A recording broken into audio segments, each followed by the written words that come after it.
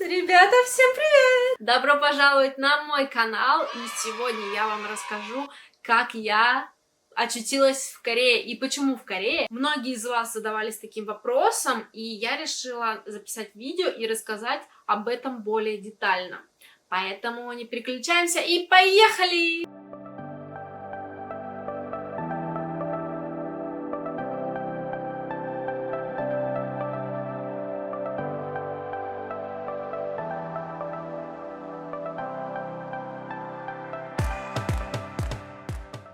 Итак, с чего я хочу начать? Первое время, когда я еще жила в России, я очень хотела выучить языки. Я хотела знать как минимум 3 языка. Но у меня не было такой возможности, потому что, когда ты изучаешь язык в России, то большинство вещей, большинство фраз, все, что ты учишь, забывается мгновенно, потому что ты постоянно общаешься с русскими, постоянно у тебя нет практики того языка, который ты хочешь выучить. Поэтому мне казалось это все бессмысленно, даже если бы я ходила на курсы английского языка или какого-нибудь китайского языка, я считала, что это все было бы бессмысленно учить не в самой стране языка, а у себя, да, вот, поэтому еще в России у меня была такая мысль поехать куда-нибудь в Китай, учить какой-нибудь китайский, и, естественно, там же нет никакого русского, да, никакого перевода, естественно, когда ты изучаешь какой-то другой язык, тебе дают учебники на английском, с английским переводом, то я подумала, так, если я учила в школе английский, значит, я должна хоть что-нибудь, хоть немножечко дознать. Просто мне нужна была практика, нужно было подтянуть язык, тогда у меня бы все получилось. То есть книги должны были быть на том языке, который я хотела учить, и с переводом на английский, да, вот. И была у меня такая мысль, конечно, поехать в Китай, но я переживала насчет того, что в Китае все такое незнакомое, непонятное, я никого там не знаю, мне никто ничего не рассказывал про Китай, просто ноль информации, да, я, конечно, могла найти на ютубе, там что-то узнать, что-то прогуглить, но для меня сам китайский, да, вот эти вот все иероглифы, это все очень настолько сложно, настолько заморочек вот этого всего, и говорят, что тот китайский, который был раньше, сейчас он совсем другой, сейчас все поменяли. Короче, у меня в голове была такая каша, что я что-то такая, вообще, может, мне не нужен никакой третий. Такой нежданчик, у меня закончилась память на камере, поэтому я хер знает, откуда все начиналось и докуда это все закончилось, поэтому начну с того, что я хотела изучать язык и подтянуть вместе с ним английский, чтобы у меня было 3 языка, чтобы я знала 3. Для меня было нереально запомнить все китайские иероглифы, поэтому я все-таки отказалась от этой затеи изучать японский, китайский язык. Вот. Получилось так, что в России я познакомилась с парнем, который мне начал рассказывать просто про Корею, так как он был наполовину корейской крови, у него во время войны корейской, у него дедушка с бабушкой переехали во Владивосток, он сам с Владивостока, вот, и они остались жить в России, так поколение через поколение, стали русскими, разговаривать только на русском, про корейский уже забыли, вот. Он сам с Владивостока, как я уже говорила, но переехал в Москву для, опять же, заработка, вот, и мы с ним познакомились, он начал мне рассказывать про Корею, как там хорошо, как там классно, какой там хороший климат, какие там хорошие люди, культура, как там много платят, ну как много, в кавычках. Ну как бы для России, если сравнивать, да, с российскими зарплатами, то, естественно, это для русских много. Но если жить в Корее на эту зарплату, это, в принципе, будет то же самое, что если переводить на русские деньги, да, жить в России, там, 30-40 тысяч, например, экономика просто разная у стран, поэтому кажется, что больше. Вот, но мне стало очень интересно по поводу Кореи, потому что в нашем регионе, вот там Москва, вот эта западная часть, Питер, вообще мало кто слышал о Корее, потому что, ну ладно, я понимаю, Япония, да, мы с детства привыкли видеть вот эти вот анимешки японские, но про Корею никто ничего не знал. Максимум, что знали про Корею, это Gangnam Style, да. Опан Gangnam Style. А вот этот Псай, который поет, все знают эту песню. Блин, но тогда еще никто не знал про BTS, про Blackpink, про корейскую косметику. Никто ничего не знал. Все просто знали, что есть такая страна маленькая. и все. Я начала интересоваться именно Кореей, потому что меня заинтересовало, как же люди живут на таком маленьком полуострове, как они так быстро стали развиваться, откуда, как вообще, что это. Вот, и так как вот этот вот знакомый мой все рассказывал, все говорил, что там очень все безопасно, там не воруют, там вообще все классно. Вот, я зацепилась за это и просто, решила поехать, все-таки узнать, как же там это все. Действительно ли так безопасно, действительно ли так такие люди, хорошая культура и такая вкусная еда. Так как у меня не было знакомых, которые также интересовались тем же, чем я, то пришлось мне просто лететь одной. Но меня спасало то, что у меня был знакомый, который мне мог помочь в любую ситуацию, да, там онлайн, как-то чем-то помочь мне. Ладно, с этим мы разобрались. Когда я приехала в Корею, мне очень хотелось повидать не столицу города, а именно какие-то такие части в плане там, традиционных каких-то городов, да, которые маленькие, которые как деревеньки, знаете, такие традиционные городки, где традиционные корейские обычаи.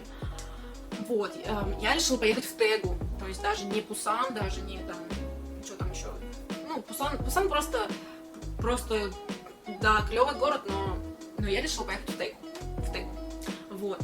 В Тэгу был такой университет, был и есть, называется Кёнбукдэ Хаккё. Я хотела поступать туда на курсы корейского языка, потому что это считается самый большой в Тэгу и такой самый, наверное, качественный, самый профессиональный, на профессиональном уровне. Там очень хорошие преподаватели, я уже сейчас могу сказать, что там лучше учиться, чем в Сеуле. Вот.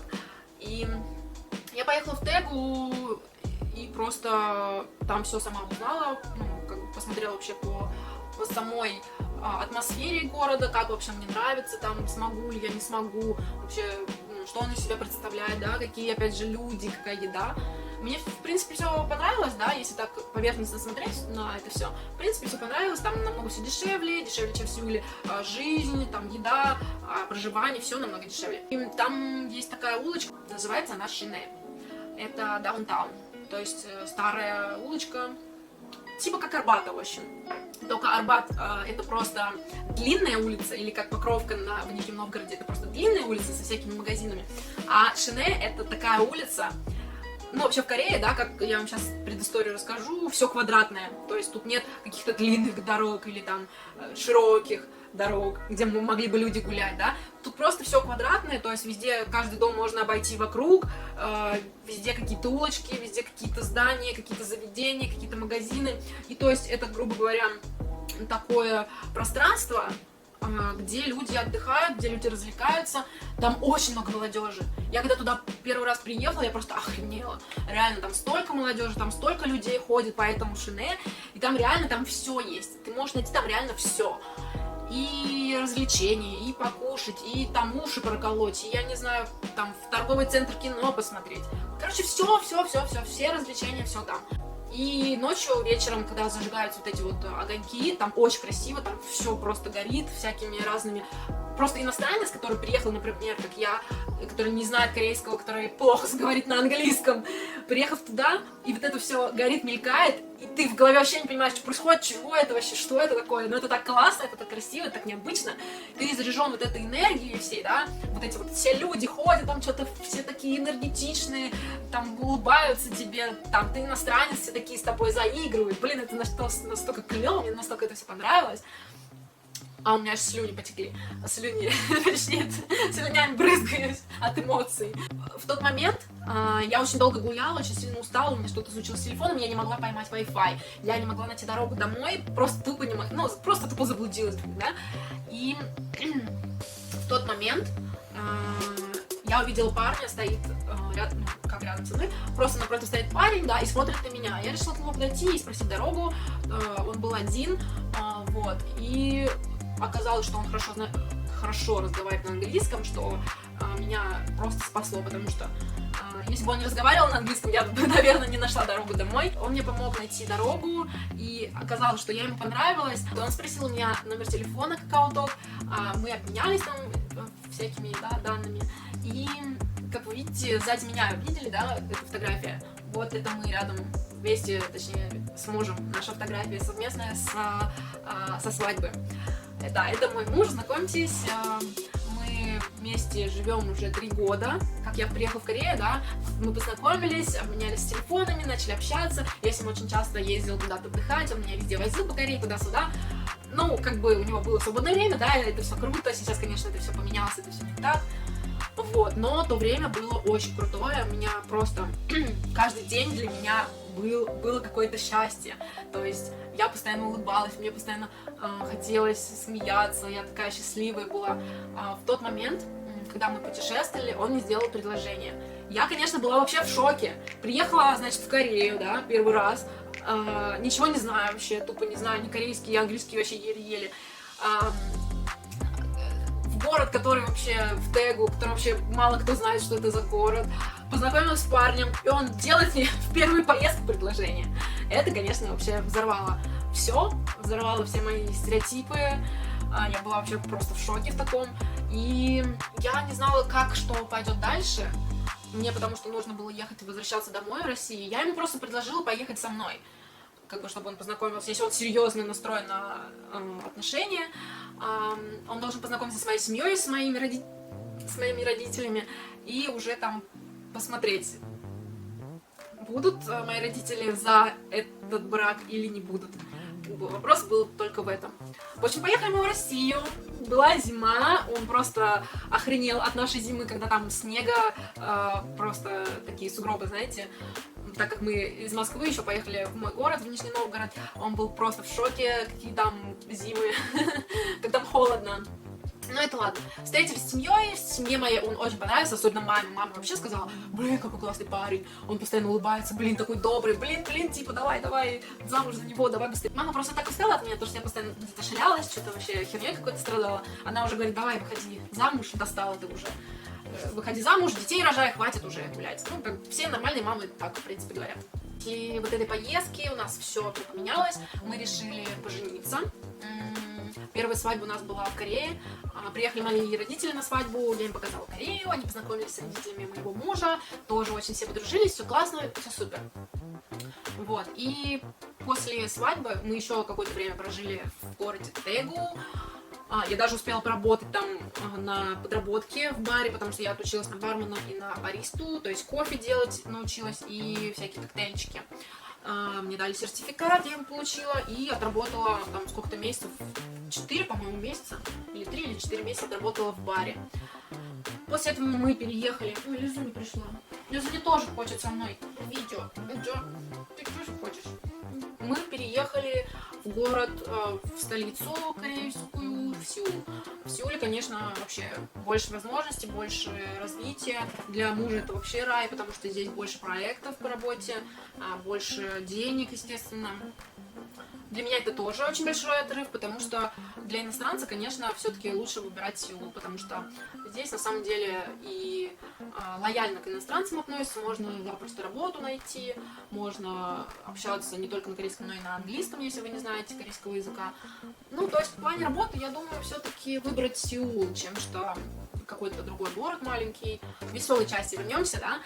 Мы переехали в Сеул, в Сеуле, значит, у нас уже прошел год, мы живем в Сеуле уже год.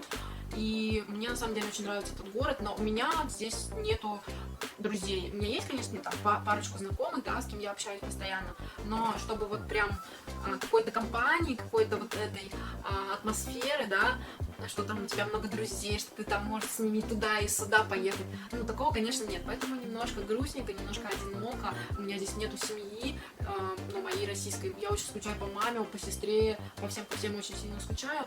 Поэтому я решила создать такую группу по интересам, так скажем, да, которым интересно развиваться в плане продвижения, да, в плане Инстаграма, Ютуба, снимать видюшки, всякие красивые фоточки, ездить куда-то в красивые места, отдыхать вместе.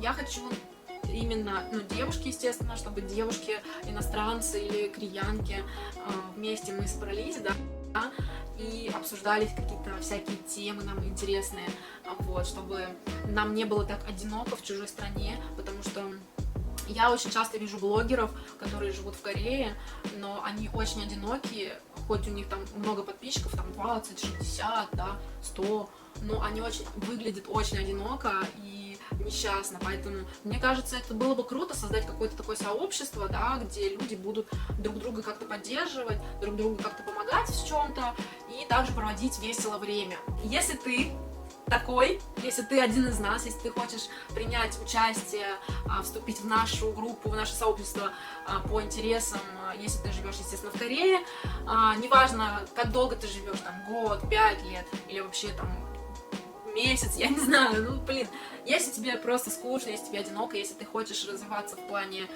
Инстаграма, да, в плане вот этой вот всей движухи, красивые фоточки делать. Если ты всего этого хочешь, но ты не знаешь, с чего начать, ты не знаешь, с кем это все начать, то добро пожаловать к нам. Ты можешь мне написать в Инстаграм. Вот здесь вот оставлю ссылку на мой Инстаграм. Ты можешь мне написать сообщение. Я, естественно, отвечу тебе и скажу, где, как ты можешь вступить в него. Также хочу сказать, если вам было интересно это видео, ставьте пальчики вверх. Давайте наберем с вами как минимум 100 подписчиков на моем канале, потому что если мы наберем больше 100 подписчиков, я разыграю в следующем видео конкурс. Да-да, это будет первый вообще мой конкурс, который я буду проводить. Если вы действительно поддержите меня, то в следующее видео, я вам обещаю, я проведу конкурс.